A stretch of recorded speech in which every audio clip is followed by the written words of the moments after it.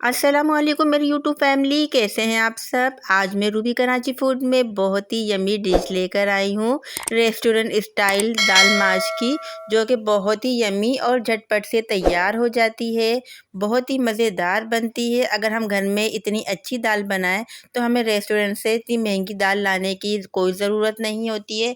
इसलिए आप एक बार ट्राई ज़रूर कीजिएगा। इसी तरीके से फुल वॉच किया करें रेसिपी को, ताकि कोई भी स्टेप आपसे मिस ना हो जाए। चलिए कर लेते हैं अपनी रेसिपी को स्टार्ट। सबसे पहले हमने एक पैन में कुकिंग ऑयल को ऐड कर लिया है। कुकिंग ऑयल को ऐड करने के बाद हमने इसमें एक अदद चॉप अनियन को ऐड कर दिया है। हमने इसको गोल्डन सा कलर देना है, चला लेना है और बीच में भी वक्फे वक्फे से चलाते रहना है, ताकि अच्छे से प्याज हमारी गोल्डन फ्राई हो जाए। ये देखिए अच्छे से गोल्डन फ्राई हो गई है प्याज। अब हमने इसमें क्या करना है, अब हमने इसमें ऐड कर देना है ज़ीरा, जिसका फ्लेवर बहुत ही अच्छा लगता है दाल माश में। इसको भी हमने कड़कड़ा लिया है। अब हमने इसमें चलाने के बाद टमाटर को ऐड कर दिया है। 2 बड़े साइज़ के टमाटर से ये हमने इसमें ऐड कर दिया। टमाटर का फ्लेवर भी बहुत अच्छा लगता है दाल माश में। चला लिया है। चलाने के बाद हमने इसमें लहसुन अदरक का पेस्ट 2 टेबल स्पून ऐड कर देना है और अच्छी तरह से भुनाई कर देनी है, ताकि लहसुन अदरक की हींग चली जाए और टमाटर भी अच्छी तरह से सॉफ्ट हो जाए, जिसके लिए हमने इसको कवर करके रख देना है 4 से 5 मिनट के लिए, ताकि अच्छे से टमाटर सॉफ्ट हो जाए। 4 से 5 मिनट हो गए हैं, हमने कवर को आउट कर लिया है, चला लिया है हमने। चलाने के बाद हमने इसमें कुछ स्पाइसेस ऐड करने हैं। स्पाइसेस में हमने ऐड किए हैं chilli flakes, chilli powder, paprika powder, black pepper, roasted jeera powder, coriander powder, turmeric powder और नमक। ये हमने स्पाइसेस लिए हैं कुछ, जो कि इसमें जाएंगे और अच्छी तरह से हमने भुनाई करनी है। तो इससे पहले हमने थोड़ा सा इसमें पानी ऐड कर दिया है, ताकि मसाले लगे नहीं, क्योंकि टमाटर बहुत अच्छे से सॉफ्ट हो गए हैं।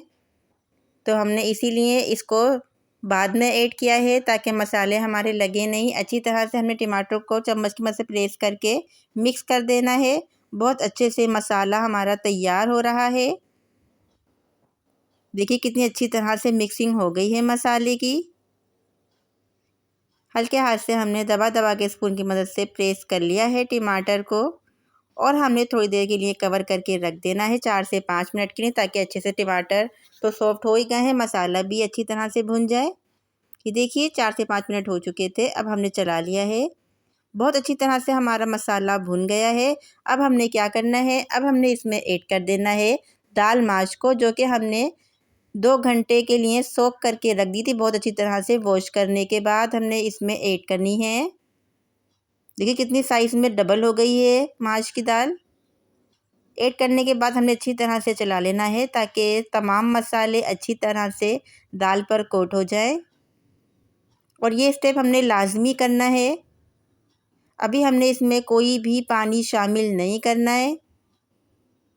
चला लिया है, बहुत अच्छी तरह से मिक्सिंग कर दी है। इसके बाद हमने इसको 4 से 5 मिनट के लिए कवर करके रख देना है, ताकि ऑयल सेपरेट हो जाए। अभी देखिए ऑयल इसमें बिल्कुल भी नज़र नहीं आ रहा है।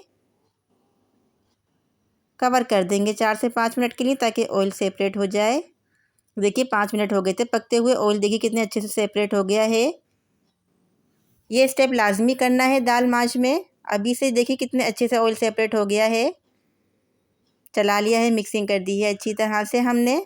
अब हमने इसमें ऐड कर देना है पानी, जो कि हमने तकरीबन 1 मग के करीब पानी इसमें लिया है।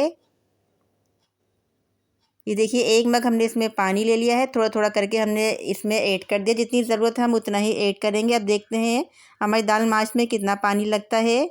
अभी हमें पानी कम लग रहा है, इसलिए हम पानी थोड़ा सा इसमें और ऐड कर देंगे। चला लिए है। मग में थोड़ा सा पानी और बचा है, हमने वो सारा इसमें ऐड कर देना है। देखिए पूरा 1 मग पानी लगा है दाल माश में। चला लेना है। चलाने के बाद हमने कवर करके रख देना है, ताकि पानी ड्राई हो जाए और दाल अच्छी तरह से कुक हो जाए। 10 मिनट के लिए हमने रख दिया था लो टू मीडियम फ्लेम पर। देखिए पानी ड्राई होना शुरू हो गया है, और काफ़ी हद तक ड्राई हो भी गया है पानी। चला लिया है, मिक्सिंग कर देनी है। देखिए कितने अच्छे से दाल माश तैयार हो रही है। बहुत अच्छे से खुशबू आ रही है माश की दाल की। अब हमने चेक कर लेना है कि दाल हमारी कितनी % तक कुक हुई है।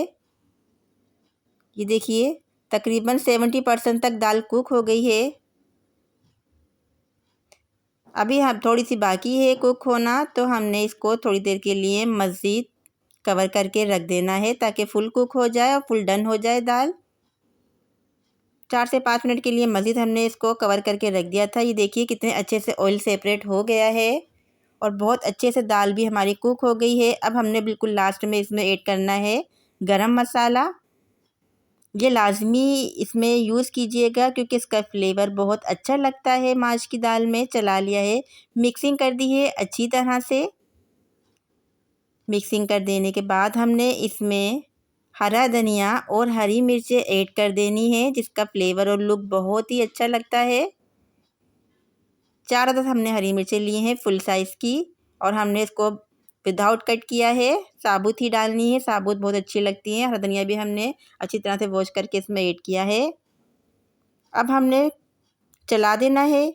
चलाने के बाद हमने फ्लेम को कर देना है ऑफ, क्योंकि दाल हमारी कम्प्लीटली कुक हो गई है और हमने ज़्यादा पकाना नहीं है, इसलिए हमने फ्लेम ऑफ कर देना है और कवर कर देना है इसको 2 से 3 मिनट के लिए। ये देखिए कवर हटा लिया है और दाल हमारी 100% कुक हो गई है। अब हमने इसकी सर्विंग कर लेनी है, डिश आउट कर लेना है एक प्यारी सी डिश में। लुक देखिए माशाल्लाह से कितना अच्छा आ रहा है दाल माश का। अब हम दिखाते हैं दाल माश का फाइनल लुक आपको।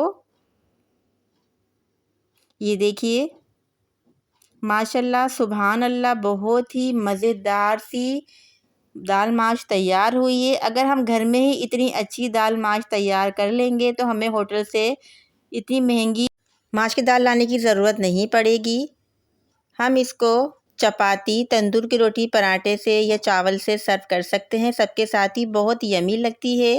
दाल माश तकरीबन सबकी ही फेवरेट होती है और तकरीबन हर घर में ही तैयार होती है। दाल माश की कमर्शियल रेसिपी थी और इसी तरीके से स्टेप बाय स्टेप आप इसको फॉलो कीजिएगा, बनाइएगा अपने घरों में और सबसे तारीफ़ें वसूल कीजिएगा। अगर आपको माश दाल की रेसिपी अच्छी लगी है और आप हमारे चैनल पे न्यू हैं तो मेरा चैनल रूबी कराची फूड को ज़रूर सब्सक्राइब कीजिए, लाइक कीजिए, फ्रेंड्स में शेयर कीजिए, बेल आइकन को ऑल पर प्रेस करना मत भूलिएगा क्योंकि इससे हर नई आने वाली वीडियो की नोटिफिकेशन बर वक्त आप तक पहुँचती है।